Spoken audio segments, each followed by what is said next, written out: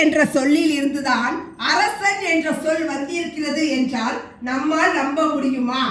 ஆம், அதுதான் உண்மை என்று வரலாற்று ஆராய்ச்சியாளர்கள் கருதுகின்றனர். வாலிபன் ஒருவன் உலகத்தை சுற்றுவதற்காக கடல்வழி பயணம் மேற்கொள்கிறான். அப்பொழுது உலகில் உள்ள மக்களின் பசியை போக்குவதை முன்னிறுத்தி வேளாண்மையை செய்ய தொடங்குகிறார்கள்.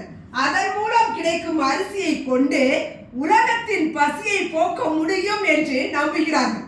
அதன் பின் அரிசியை மற்றவர்கள் பறித்து கொள்ளாமல் இருக்கவும் பாதுகாக்கவும் ஒரு இடத்தை தேர்வு செய்கிறார்கள்.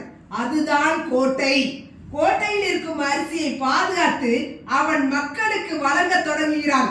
இதனால் அவனை அரசன் என்று மக்கள் அழைக்க தொடங்குகிறார்கள் என்று வரலாற்று ஆராய்ச்சியாளர்கள் கருதுகிறார்கள்.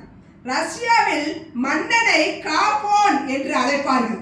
ஏனென்றால் அவன் அரிசியை பாதுகாத்து மக்களுக்கு கொடுப்பதனால் அவ்வாறு அழைக்கப்படுகிறார் என்பது மற்றொரு சான்றாக அமைந்துள்ளது.